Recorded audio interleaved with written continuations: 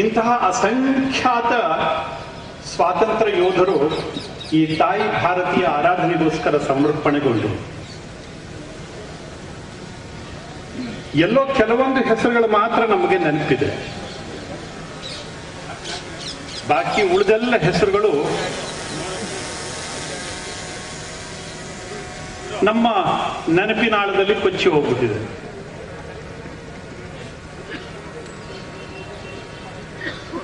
ಸ್ವಾತಂತ್ರ್ಯ ಬಂದ ನಂತರದಲ್ಲಿ ಸ್ವಾತಂತ್ರ್ಯದ ಹೋರಾಟ ಯಾರು ಮಾಡಿದ್ರು, ಯಾರು ಲೀಡರ್ಗಳು, ಇದ್ರ ಬಗ್ಗೆ ಸುಳ್ಳನ್ನ ಮಾತ್ರ ಅರಿದು ನಮ್ಮ ತಲೆಯಲ್ಲಿ ತುಂಬಿದ್ರು. ಚಾಚಾ ಮತ್ತು ತಾತ ಎರಡು ಮಂದಿ ಮಾತ್ರ ಬಿಟ್ಟರೆ ಮತ್ತೆ ಮೂರನೇವ್ರ ಹೆಸರೇ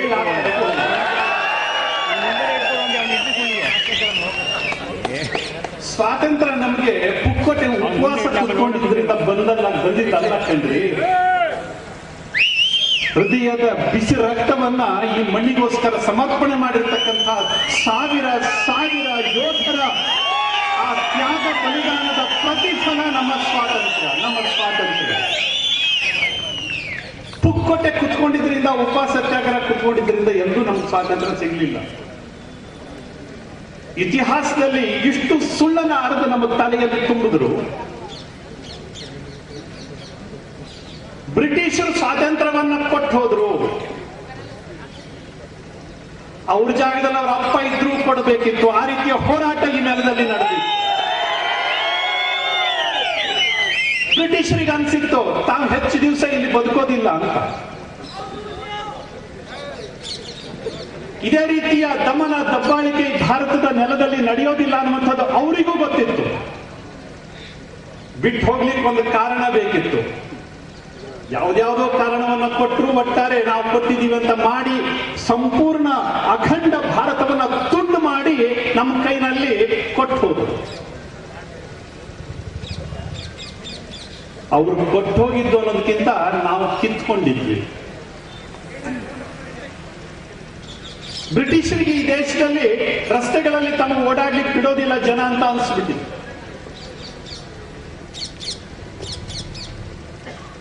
ಸ್ವಾಮಿ, ಈ ದೇಶದ ಜನಮಾನಸ ಯಾವತ್ತೂ ಕೂಡ ಮಲಗಿದ್ದಿರಲಿಲ್ಲ.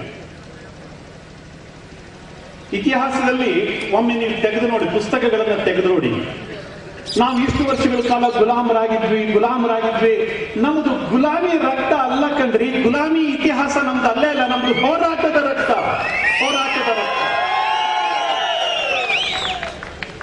ಮಹಮ್ಮದ್ ಘಜನಿಯಿಂದ ಪ್ರಾರಂಭ ಮಾಡಿ ಇಲ್ಲಿ ಮೌಂಟ್ ಬ್ಯಾಟನ್ ತನಕನೂ ಕೂಡ ನಾವು ಹೋರಾಟ ಮಾಡ್ತಾನೆ ಬಂದಿದ್ದೀವಿ. ಬಿಟ್ರೆ ಎಲ್ಲೂ ತಲೆ ತಗ್ಗಿಸಿ ಅವರನ್ನು ಒಪ್ಕೊಂಡಿದ್ದಿರಲಿಲ್ಲ, ಯಾರನ್ನೂ ಒಪ್ಕೊಂಡಿರಲಿಲ್ಲ. 1000 ವರ್ಷಗಳ ಸುದೀರ್ಘ ಹೋರಾಟ ನಮ್ಮದಾಗಿತ್ತು. 1000 ವರ್ಷಗಳ ಸುದೀರ್ಘ ಹೋರಾಟ ನಮ್ಮದಾಗಿತ್ತು. ಯೋಚನೆ ಮಾಡಿ ಸ್ವಾಮಿ, ಈಗ ಬರಬೇಕಾದ್ರಷ್ಟೇ ನಮ್ಮ ಬಸವನಗೌಡ ಪಾಟೀಲ್ ಜೊತೆ ಹೀಗೆ ಮಾತಾಡ್ತಾ ಬಂದಿದ್ದೆ. ಮಂಡ್ಯ ಅಂದ್ರೆ ಏನು, ಹಳೆ ಮೈಸೂರು ಅಂದ್ರೆ ಏನು ಅಂತ.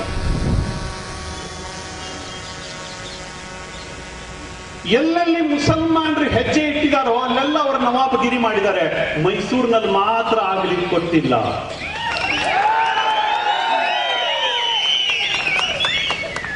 ಅದಕ್ಕೆ ಕಾರಣ ಇಲ್ಲಿಯ ವೀರಮಣ್ಣು.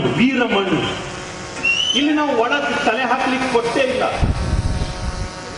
ಎಲ್ಲೆಲ್ಲಿ ಮುಸಲ್ಮಾನರು ಹೋಗಿ ಗದ್ದಿಗೆ ಮೇಲೆ ಕೂತ್ಕೊಂಡ್ರು ಅಷ್ಟರ ನಂತರದಲ್ಲಿ ಅವರದೇ ದರ್ಬಾರ ನಡೆದು ಹೋಗಿತ್ತು. ನೋಡಿ, ಎಷ್ಟೋ ಕಡೆಗಳಲ್ಲಿ ನೋಡಿ. ಆದ್ರೆ ಇಲ್ಲಿ ಟಿಪ್ಪುನ ಜೊತೆಗೇನೆ ಅವನ ಸಮಾಧಿಯನ್ನು ಮಾಡಿ ಮುಗಿಸ್ಬಿಟ್ರು. ಅವನ ಮುಂದಿನ ತಲೆಮಾರು ಬರಲಿಕ್ಕೆ ಕೊಟ್ಟಿಲ್ಲ. ಈ ಹೆಮ್ಮೆ ಮೈಸೂರಿನ ಈ ವೀರಮಣ್ಣಿನ ಮಕ್ಕಳಿಗೆ ಸಲ್ಲಬೇಕು. ಬಲವಂತದಿಂದ ಮತಾಂತರ ಕೂಡ ಇಲ್ಲ ಮಾಡ್ಲಿಕ್ಕೆ ಆಗಲಿಲ್ಲ. ಈ ಇತಿಹಾಸ ನಮಗೆ ಯಾರು ಹೇಳಿದಾರೆ ಕಣ್ರಿ? ಈ ಇತಿಹಾಸವನ್ನ ಯಾರು ನಮಗೆ ಹೇಳಿದ್ದಾರೆ? ಗುಲಾಮರ ಆಡಳಿತ. ನಾವು ಗುಲಾಮರಾಗಿ ಬದುಕಿದ್ವಿ. ಮೊದಲು ಮೊಘಲರು ನಮ್ಮ ದೇಶವನ್ನ ಆಳಿದ್ರು, ನಂತರದಲ್ಲಿ ಬ್ರಿಟಿಷರು ಆಳಿದ್ರು. ಬಿಸಿ ರಕ್ತವು ತಣ್ಣಗಾಗಿ ಹೋಗುತ್ತೆ. ಹೋಗುತ್ತೆ. ಇವತ್ತಿನ ಈ ಸೋಗಲಾಡಿ ಇತಿಹಾಸಕಾರರು ಬರೆದಿರತಕ್ಕಂಥ ಇತಿಹಾಸವನ್ನು ನೋಡಿದ್ರೆ ನಮ್ಮ ಬಿಸಿ ರಕ್ತನು ತಣ್ಣಗಾಗಿ ಹೋಗುತ್ತೆ. ಹಾಗಿದ್ರೆ ನಮ್ದು ಏನ್ ಇರ್ಲಿಲ್ವಾ? ನಮ್ಮದೇ ಆಗಿರ್ತಕ್ಕಂಥ ಕೊಡುಗೆ ಇರ್ಲಿಲ್ವಾ? ನಮ್ಮದೇ ಆಗಿರ್ತಕ್ಕಂಥ ಇತಿಹಾಸ ಇರ್ಲಿಲ್ವಾ ಅಂತ. ಈ ದೇಶದ ರಾಜರು ಕಚ್ಚಾಡ್ತಾ ಇದ್ರು, ಅದಕ್ಕೋಸ್ಕರ ಅವರಿಗೆ ಲಾಭ ಆಯ್ತು. ಸ್ವಾಮಿ, ಈ ದೇಶದ ಪರಂಪರೆಯ ಅರಿವಿದ್ದವರು ಈ ಮಾತನ್ನು ಹೇಳೋದಿಲ್ಲ. ಪ್ರತಿ ವರ್ಷದ ವಿಜಯದಶಮಿಗೆ ನಾವು ನಮ್ಮ ಗಡಿಯನ್ನ ದಾಟಿ ದಂಡಯಾತ್ರೆಯನ್ನ ಕೈಗೆತ್ತಿಕೊಳ್ಳಲೇಬೇಕು. ಇದು ನಮ್ಮ ಸಂಪ್ರದಾಯ ಆಗಿತ್ತು. ಅದು ಯುದ್ಧ ಅಂತ ಅನಿಸ್ತಿರ್ಲಿಲ್ಲ. ಬದಲಾಗಿ ನಮ್ಮ ಆ ವಿಜಯದಶಮಿಯ ವೀರ ಘೋಷ ಆಗಿತ್ತು. ಅದಕ್ಕೋಸ್ಕರ ಗಡಿಯನ್ನ ದಾಟಿ ಹೋಗ್ತಿದ್ವಿ. ಇದನ್ನ ಪರಸ್ಪರ ಅಪನಂಬಿಕೆಯ ಯುದ್ಧ ಅಂತ ಕರೆದ್ರೆ ನಿಮ್ಮಂತ ಮೂರ್ಖರು ಮತ್ತೆ ಯಾರು ಇರ್ಲಿಕ್ಕಿಲ್ಲ ಇತಿಹಾಸಕಾರರೇ. ನಮ್ಮದು ಹೋರಾಟದ ಇತಿಹಾಸ. ಅದೆಷ್ಟು ರಕ್ತ ಈ ನೆಲದಲ್ಲಿ ಚೆಲ್ಲಿದೆ ಗೊತ್ತಿದೆಯಾ? ಅದೆಷ್ಟು ಜನ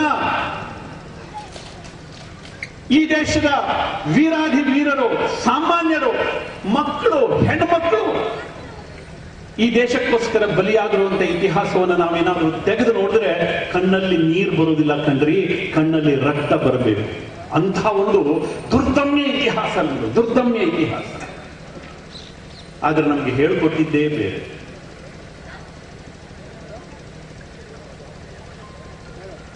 ಚಿಕ್ಕವರಿರ್ಬೇಕಾದ್ರೆ ಒಂದು ಸಣ್ಣ ಕಥೆಯನ್ನು ಕೇಳ್ತಿದ್ವಿ. ಒಂದು ಸಿಂಹದ ಮರಿ ಕುರಿ ಮಂದೆ ಒಳಗಡೆ ಸೇರ್ಕೊಂಡ್ಬಿಟ್ಟಿತ್ತಂತೆ. ಅದಕ್ಕೆ ಸಿಂಹದ ಗರ್ಜನೆ ಕೂಡ ಮಾಡ್ಲಿಕ್ಕೆ ಮರ್ತು ಹೋಗ್ಬಿಟ್ಟಿತ್ತು.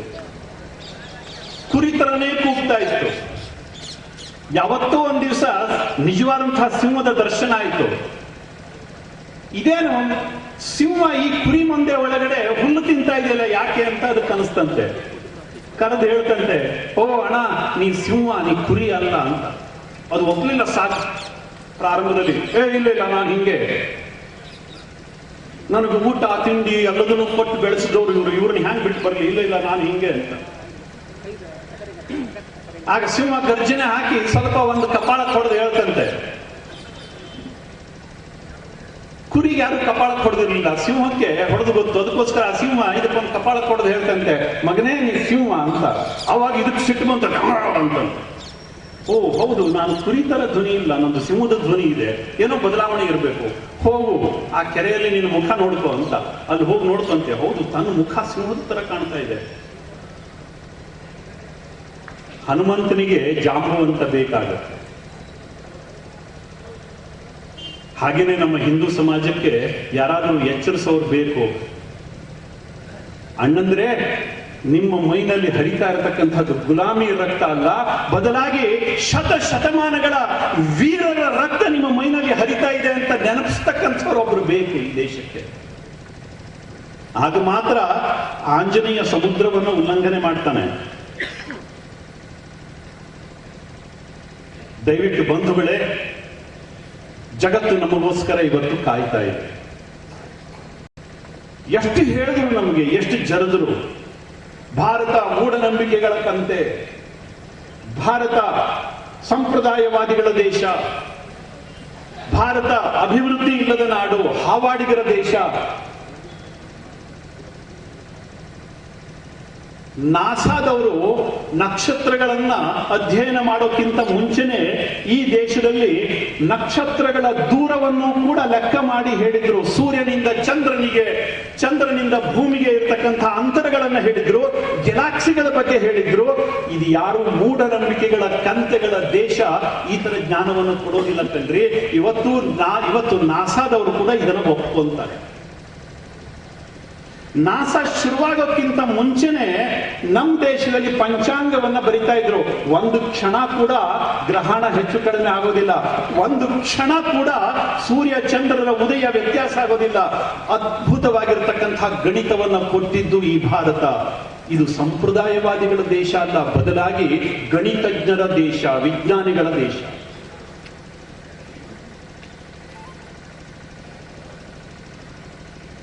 ವಿಮಾನವನ್ನ ಮೊಟ್ಟ ಮೊದಲು ಕಂಡು ಹಿಡಿದಿತ್ತು ಯಾರು?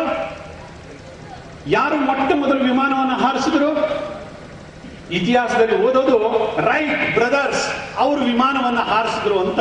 ಆದ್ರೆ ಇದೇ ಕರ್ನಾಟಕದ ಶ್ರೀನಿವಾಸ ಶಾಸ್ತ್ರಿ ಮತ್ತು ಶಿವಕರ್ ತಾಲ್ಪಡೆ ಮುಂಬಯಿಯ ಚೌಪಾಟಿಯಲ್ಲಿ 1.5 ತಾಸು ವಿಮಾನವನ್ನ ಹಾರಾಟ ನಡೆಸಿದ್ರು ಸುಮಾರು 10 ವರ್ಷಗಳಿಗಿಂತಲೂ ಮುಂಚೆ. ರೈಟ್ ಸಹೋದರರು ವಿಮಾನವನ್ನ ಹಾರಿಸೋಕ್ಕಿಂತ 10 ವರ್ಷಗಳಿಗಿಂತ ಮುಂಚೆ ಮುಂಬೈನ ಚೌಪಾಟಿ ಬೀಚ್ ನಲ್ಲಿ ವಿಮಾನವನ್ನ 1.5 ತಾಸುಗಳ ಕಾಲ ಯಶಸ್ವಿಯಾಗಿ ಹಾರಾಟವನ್ನ ನಡೆಸಿದ್ರು ಶಿವಕರ್ ತಾಲ್ಪಡೆ. ಅಲ್ಲಿರ್ತಕ್ಕಂಥ ಜನ ಭಾರತ ಮಾತಾ ಕಿ ಜೈ ಅಂತ ಕೂಗ್ಲಿಕ್ಕೆ ಶುರು ಮಾಡಿದ್ರು. ಬ್ರಿಟಿಷರು ಗೋಲಿಬಾರ್ ಮಾಡಿದ್ರು. ಆ ಗೋಲಿಬಾರ್ನಲ್ಲಿ ಶಿವಕರ್ ತಾಲ್ಪಡೆ ಅವರ ಹೆಂಡತಿ ಕೂಡ ಸಾವಿಗೀಡಾದ್ದು. ಅದೇ ದುಃಖದಲ್ಲಿ ಶಿವಕರ್ ತಾಲ್ಪಡೆ ಒಂದು ರೀತಿಯ ಮತಿಭ್ರಮಣೆ ಆಗಾಗ ಆಯಿತು. ಅವರು ಬರೆದಿಟ್ಟಿರ್ತಕ್ಕಂಥ ಆ ಒಂದು ಅಧ್ಯಯನ ಪೂರ್ಣ ವರದಿಯನ್ನ ಇವತ್ತೂ ಕೂಡ ನಾವು ಬ್ರಿಟನ್ನಿನ ಲೈಬ್ರರಿಗಳಲ್ಲಿ ನೋಡಬಹುದು. ಭೂಮಿ ದುಂಡಗಿದೆ ಅಂತ, ಭೂಮಿ ಗೋಲಾಕಾರವಾಗಿದೆ ಅಂತ ಗೆಲಿಲಿಯೋ ಹೇಳಲಿಲ್ಲ ಕಣ್ರಿ. ಕಳೆದ ಸಾವಿರ ವರ್ಷಗಳಿಗಿಂತ ಮುಂಚೆನೆ ಭೂಮಿ ದುಂಡಗಾಗಿದೆ. ನವಗ್ರಹಗಳಿದ್ದಾವೆ, ನಕ್ಷತ್ರ ಲೋಕಗಳಿದ್ದಾವೆ, ಗ್ಯಾಲಾಕ್ಸಿಗಳಿದ್ದಾವೆ. ಋಗ್ವೇದದಲ್ಲಿ ನಾಸದೀಯ ಸೂಕ್ತ ಅಂತ ಬರುತ್ತೆ, ಸೃಷ್ಟಿ ಸೂಕ್ತ ಅಂತ ಬರುತ್ತೆ. ಅದರಲ್ಲಿ ಈ ಸೃಷ್ಟಿ ವಿಜ್ಞಾನ ಏನು, ಸೃಷ್ಟಿ ಹೇಗೆ ಪ್ರಾರಂಭಗೊಂಡಿತು ಇದನ್ನು ಅತ್ಯಂತ ವಿಸ್ತೃತವಾಗಿ ಹೇಳ್ತಾರೆ. ಇವತ್ತಿನ ಬಿಗ್ ಬ್ಯಾಂಗ್ ಥಿಯರಿ, ಜಗತ್ತಿನ ಎಲ್ಲಾ ದೇಶಗಳು ಸೇರ್ಕೊಂಡು ಏನು ಬಿಗ್ ಬ್ಯಾಂಗ್ ಥಿಯರಿಯನ್ನ, ಬ್ಲ್ಯಾಕ್ ಹೋಲ್ ಥಿಯರಿಯನ್ನ ಸ್ಟೀಫನ್ ಹಾಕಿನ್ಸ್ ನಂತಹ ವಿಜ್ಞಾನಿಗಳು ಕೂಡ ಬರೆದಿಟ್ಟಿದ್ದಾರೆ. ಅದಕ್ಕಿಂತ ಸಾವಿರ ವರ್ಷಗಳ ಮುಂಚೆ ನಾಸದೀಯ ಸೂಕ್ತಗಳಲ್ಲಿ ಇದನ್ನ ಹೇಳಿದ್ರು ನಮ್ಮ ಜನ.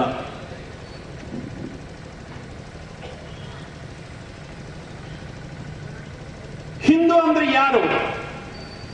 ಯಾರೋ ನಮ್ಮ ದೇಶಕ್ಕೆ ದಾಳಿ ಮಾಡ್ಲಿಕ್ಕೆ ಬಂದಿರತಕ್ಕಂಥವ್ರ ನಾಲಿಗೆ ಹೊರಳಿಲ್ಲ, ಅದು ಸಿಂಧು ಹೋಗಿ ಹಿಂದೂ ಆಯ್ತು, ಏನೇನೋ ಕತೆ ಕಟ್ಟಿ ಹಿಡಿದು ಯಾರ್ದೋ ನಾಲಿಗೆ ಹೊರಳಿಲ್ಲ. ಅವರು ಮಾಡಿರೋ ತಪ್ಪಿಗೆ, ಅವರ ನಾಲಿಗೆ ಮಾಡಿರೋ ತಪ್ಪಿಗೆ ನಾವು ಹಿಂದೂಗಳಾದ್ವಿ ಅಂತ ನಮ್ಮ ತಲೆಯಲ್ಲಿ ಕಟ್ಟಿದ್ರು. ಹೌದ್ ತಾನೇ ಇದು? ಸ್ವಾಮಿ ಹೀನಂ ದೂಷಯತೆ ಇದು ಹಿಂದೂ. ಅದಕ್ಕಿಂತಲೂ ಈ ಜಗತ್ತು ಕಣ್ಣು ಬಿಡೋಕ್ಕಿಂತ ಮುಂಚೆನೂ ಕೂಡ ಈ ದೇಶ ಹಿಂದೂ ದೇಶ ಆಗಿತ್ತು. ನಮ್ಮ ಅನೇಕ ಸಾವಿರ ಗ್ರಂಥಗಳು ಅದನ್ನ ಸಾರಿ ಹೇಳುತ್ತವೆ. ಹಿಂದೂ ಅಂದ್ರೆ ಏನು? ಇದೊಂದು ಸಮುದಾಯದ ಹೆಸರಲ್ಲ, ಇದೊಂದು ಜಾತಿ ಹೆಸರಲ್ಲ.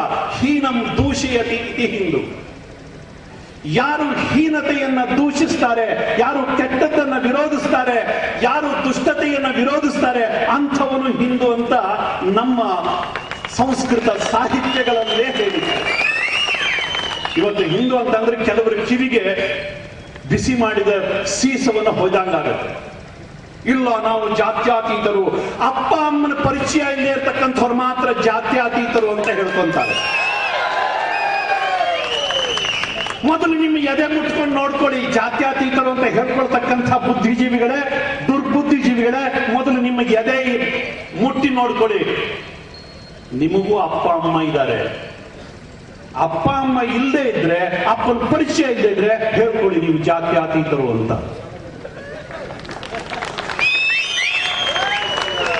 ನಾನಂತೂ ಜಾತ್ಯಾತೀತ ಅಲ್ಲ. ಇಲ್ಲಿ ಸೇರಿರ್ತಕ್ಕಂಥ ಯಾರು ಜಾತ್ಯಾತೀತರಾಗಲಿಕ್ಕೆ ಸಾಧ್ಯವೇ ಇಲ್ಲ.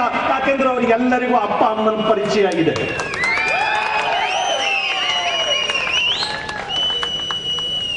ಆದ್ರೆ ನಮ್ಮ ದೇಶದಲ್ಲಿ ನಮ್ಮ ಸುತ್ತಮುತ್ತಲೇ ಕಲಮುದಿದ್ದಾರೆ ನಾವು ಜಾತ್ಯಾತೀತರು.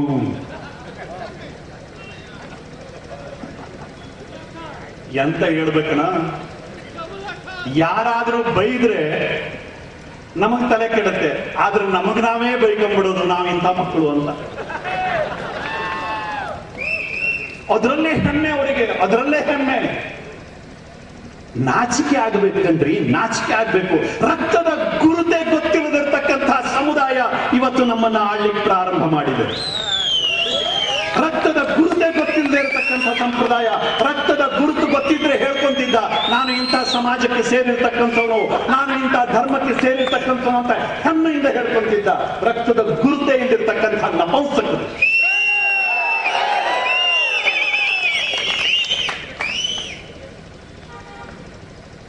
ಇತಿಹಾಸವನ್ನು ಸ್ವಾಮಿ ಇತಿಹಾಸವನ್ನು ಅರ್ಥ ಮಾಡ್ಕೋಬೇಕು, ಇತಿಹಾಸವನ್ನು ತಿಳ್ಕೋಬೇಕು.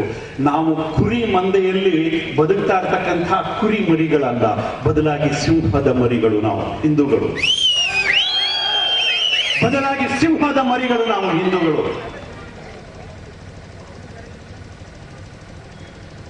ನಮ್ಮ ಬದುಕು ಗುಲಾಮಿ ಬದುಕಾಗಿರಲಿಲ್ಲ, ಗೆಲುವಿನ ಬದುಕಾಗಿತ್ತು.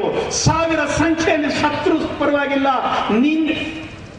ನೀನಳಿವೆ ನಾನಳಿವೆ, ನಮ್ಮೆಲುಬುಗಳ ಮೇಲೆ ಮೂಡುವುದು ನಮ್ಮ ಭಾರತದ ಲೀಲೆ. ಇದನ್ನ ಹೇಳ್ಕೊಂಡು ಬಂದಿರತಕ್ಕಂಥ ಜನ ನಾವು. ಬಂಧುಗಳೇ, ನಮ್ಮತನದ ಅರಿವಿನೊಂದಿಗೆ ಇವತ್ತಿನ ಈ ಒಂದು ಕಾರ್ಯಕ್ರಮದ ಸಂಘಟನೆಯಲ್ಲಿ ಕೈ ಜೋಡಿಸಿರತಕ್ಕಂಥ ಎಲ್ಲ ಯುವ ವೃಂದಕ್ಕೆ, ಎಲ್ಲ ಸಂಘಟನೆಯ ಹಿರಿಯರಿಗೆ ನನ್ನ ಹೃತ್ಪೂರ್ವಕ ಧನ್ಯವಾದಗಳನ್ನು ನಾನು ಸಲ್ಲಿಸ್ತೇನೆ. ನಾನಿವತ್ತು ಇಲ್ಲಿ ಮಾತಾಡ್ತೀನಿ ಅಂತ ನನಗೇನು ಗೊತ್ತಿರಲಿಲ್ಲ. ನಾನಿಲ್ಲಿ ಕಾರ್ಯಕ್ರಮ ತನಕನೂ ಬರ್ತೀನಿ ಅಂತ ನನಗೇನು ಗೊತ್ತಿರಲಿಲ್ಲ. ಬಂದು ಕಾರ್ಯಕ್ರಮ ಉದ್ಘಾಟನೆ ಮಾಡಿ ಹೋಗಬೇಕು ಅಷ್ಟೇ ಗೊತ್ತಿತ್ತು ನನಗೆ. ಆದ್ರೆ ಅದೇನೋ ಪ್ರೀತಿ ವಿಶ್ವಾಸ ಇಲ್ಲಿ ತನಕ ಎಳ್ಕೊಂಬಂತು. ಒಂದೆರಡು ಮಾತಾಡ್ತಾರೆ ನಮ್ಮ ಬಸವನಗೌಡ ಪಾಟೀಲ್. ಅವ್ರು ಹೇಳಿದ್ರು ಇವತ್ತು ಬೆಂಕಿ ಬೀಳ್ತದ್ರಿ ಕರ್ನಾಟಕಕ್ಕೆ ಅಂತ.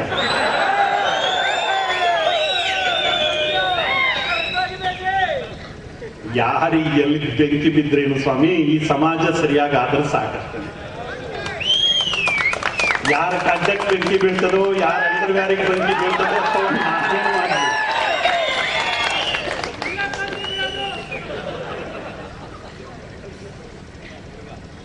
ಸಮಾಜದಲ್ಲಿ ಬದಲಾವಣೆ ಆಗಬೇಕು, ಸಮಾಜ ಒಟ್ಟಾಗಬೇಕು, ಸಮಾಜ ಎತ್ತಿತ್ತಬೇಕು. ಈ ಜಾತಿಯ ಮುಖವಾಡದ ಬದುಕಿನಿಂದ ಹೊರಗಡೆ ಬರಬೇಕು. ಹಿಂದೂ ಸಮಾಜ ಒಂದಾಗಿ ನಿಂತ್ಕೋಬೇಕು. ಈ ಜಾತಿ ನಮಗೆ ನಮ್ಮ ಸಂಪ್ರದಾಯದಿಂದ ಬಂದಿರತಕ್ಕಂಥದ್ದಲ್ಲ, ಬಂದಿರತಕ್ಕಂಥ ಎಲ್ಲೋ ವಿಕಾರ ಇದು, ವಿಕೃತಿ ಇದು. ಇದು ನಮ್ಮ ಯಾವುದೇ ಧರ್ಮಶಾಸ್ತ್ರಗಳಲ್ಲಿಯೂ ಹೇಳಿಲ್ಲ, ಯಾವುದೇ ಇತಿಹಾಸದ ಪುಟಗಳಲ್ಲಿ ಕೂಡ ಜಾತಿಯ ಬಗ್ಗೆ ಉಲ್ಲೇಖ ಮಾಡಿಲ್ಲ. ಈ ದೇಶದಲ್ಲಿ ಜಾತಿಯ ವಿಷಬೀಜವನ್ನ ಅತ್ಯಂತ ಅಧಿಕೃತವಾಗಿ ಹುಟ್ಟು ಹಾಕಿದ್ದು ಬ್ರಿಟಿಷರು. ಅಧಿಕೃತವಾಗಿ ಹುಟ್ಟು ಹಾಕಿದ್ದು ಬ್ರಿಟಿಷರು. ನೀವು ನೋಡಿ, ಸಮಾಜದಲ್ಲಿ ನೀವು ಎಷ್ಟೇ ಬೇಕಾದ್ರೂ ಒಳ್ಳೇದು ಹೇಳಿ, ಹೈವೇ ಹೀಗೆ ಹೋದ್ರೆ ಅದು ಸ್ಪಾಕೊಂಡು ಬರುತ್ತೆ ಅಂತಂದ್ರೆ ಜನರ ಸ್ವಭಾವ ಕಟ್ಟು ಕೊಡುತ್ತಕ್ಕಂಥ. ಅವರಿಗೆ ದಿವಸ ಹಾಲು ಕುಡಿದ್ರೆ ಶರೀರಕ್ಕೆ ಒಳ್ಳೇದು ಅಂತಂದ್ರೆ ಅವರಿಗೆ ಅರ್ಥ ಆಗೋದಿಲ್ಲ. ಆಲ್ಕೋಹಾಲೇ ಬೇಕು ಅವರಿಗೆ. ಇದು ಯಾರು ರೆಕಮೆಂಡ್ ಮಾಡಿದ್ದಲ್ಲ, ಯಾರು ಹೇಳಿದ್ದಲ್ಲ. ಆದ್ರೆ ಅದ್ರ ಇದ್ರೇನೆ ಕಿಕ್ ಹೊಡೆಯುತ್ತೆ. ಹಾಲು ಕಿಕ್ ಹೊಡೆಯುವುದಿಲ್ಲ, ಏನ್ ಮಾಡುವ. ಜನರಿಗೆ ಯಾವತ್ತೂ ಕೂಡ ವಿಕೃತಿಗಳೇ ಬೇಕು, ಅದೇ ಯಾವತ್ತೂ ಕೂಡ ಇಷ್ಟ ಆಗುತ್ತೆ. ಆದ್ರೆ ಅದು ಬದುಕಲ್ಲ, ಅದು ಬದುಕಲ್ಲ. ಬದುಕಿನ ರೀತಿ ಬೇರೆ ಇರುತ್ತೆ, ಬದುಕಿನ ಓಘ ಬೇರೆ ಇರುತ್ತೆ, ರೀತಿ ನೀತಿ ಸಿದ್ಧಾಂತ ಅದು ಬೇರೆ ಇರುತ್ತೆ. ಅದನ್ನ ಅರ್ಥ ಮಾಡ್ಕೊಳ್ಳೋ ಗೊಡವೆಗೆ ಹೋಗದಿದ್ರೆ ಎಣ್ಣೆನೇ ಬದುಕಾಗುತ್ತೆ. ಎಣ್ಣೆಗೂ ಬೆಣ್ಣೆಗೂ ವ್ಯತ್ಯಾಸ ಇದೆ. ಬೆಣ್ಣೆ ತಿಂದ್ರೆ ಶಕ್ತಿ ಬರುತ್ತೆ, ಎಣ್ಣೆ ಹೊಡೆದ್ರೆ ಕಿಕ್ಕು ಬರುತ್ತಲ್ವಾ.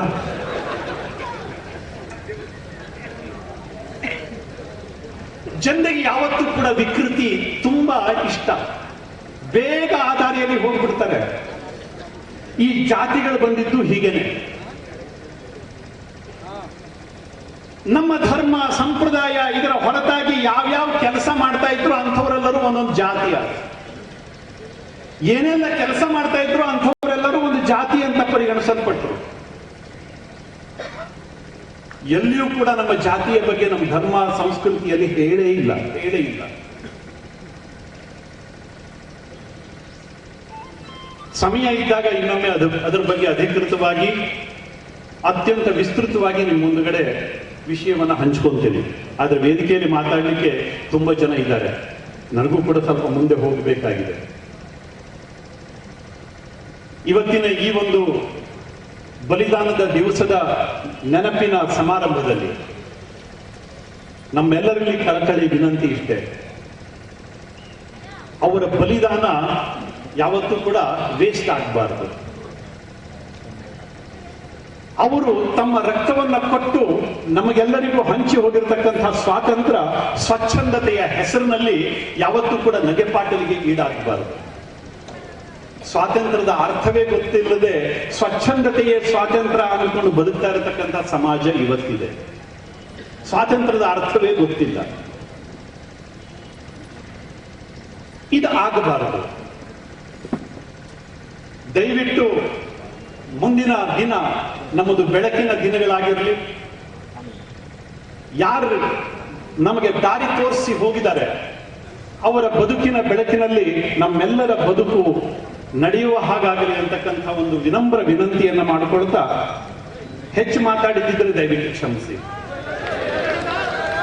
ಸಮಯ ಆಗಿದೆ. ಅದಕ್ಕೋಸ್ಕರ ವೇದಿಕೆಯಲ್ಲಿ ಇರ್ತಕ್ಕಂಥ ಇನ್ನಿತರ ಎಲ್ಲ ಹಿರಿಯರಿಗೆ ನಾನು ಕ್ಷಮೆಯನ್ನು ಕೇಳ್ತಾ ಅವರಿಗೋಸ್ಕರ ವೇದಿಕೆಯನ್ನು ಬಿಟ್ಟುಕೊಡ್ತಾ ಇದ್ದೀನಿ. ಕರೆದು 2 ನುಡಿಗಳನ್ನ ಹಂಚಿಕೊಳ್ಳಿಕ್ಕೆ ಅವಕಾಶ ಕೊಟ್ಟಿರತಕ್ಕಂಥ ಸಂಘಟಕರಿಗೆ ಹೃತ್ಪೂರ್ವಕ ಅಭಿನಂದನೆಗಳು, ಧನ್ಯವಾದಗಳು. ವಂದೇ ವಂದೇ ವಂದೇ ಭಾರತ್ ಮಾತಾ ಕಿ.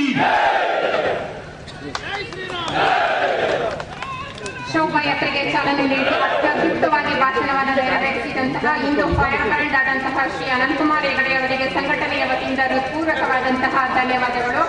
ಈಗ